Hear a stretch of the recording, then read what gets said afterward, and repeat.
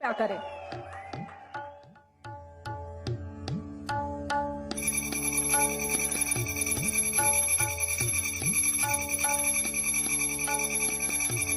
Hello friends, PM किसान योजना रे मिलवा को जाउछि 14तम किस्ती टंका। तेणु आपण मानकर अनेक दिनर अपेक्षा पर सरकार तरफ 14तम किस्ती टंका मिलवा को जाउछि। तेणु आपण माने यथाशीघ्र आपणकर जहाँ भी प्रोब्लेम अच्छी पीएम किसान रे सॉल्व कर नियंतु।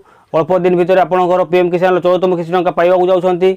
आपणकर 14तम किस्ती टंका एबे सरकार तरफ जारी कर दिया जायछि। तेणु आपण माने पोर्टाल ले जाई आपणकर जहाँ प्रोब्लेम रही सॉल्व कर दियंतु। आपणकर 13तम किस्ती टंका जो चाषी भाई मैंने पाई ना से 14तम किस्ती टंका मिसई 2टी किस्ती टंका 4000 टंका लेखाएं एवं पाइबे। तेणु तांकर KYC पेंडिंग रही से गुड़ा प्रोब्लेम सॉल्व कर दियंतु। सरकार चाहूँगी अनेक चाषी अधिक यही पीएम किसान पोर्टाल ले लाभवान हुंतु।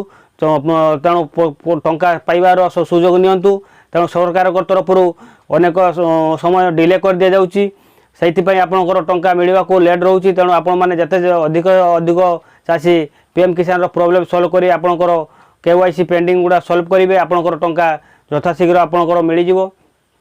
सरकार तरफ जारी कर दिया जायछि 14तम किस्ती टंकार फाइनल डेट। आपण मैंने जानवा चाहते वीडियो माध्यम देखूँ। आपंकर 14तम किस्ती टंका सरकार तरफ जून 30 तारीख पर आपंकर अकाउंट को मिलवा को स्टार्ट हो। तेणु आपण मानकर जहाँ प्रोब्लेम थिबो सब आपणकर बेनिफिशियरी पोर्टाल रे पीएम किसान वेबसाइट को जाई आपण माने चेक कर नियंतु। यथाशीघ्र आपण मानकर पीएम किसान पोर्टाल रे 14तम किस्ती टंका मिलवा को जाउछि। जुलाई प्रथम फर्स्ट वीक रे 100% आपणकर टंका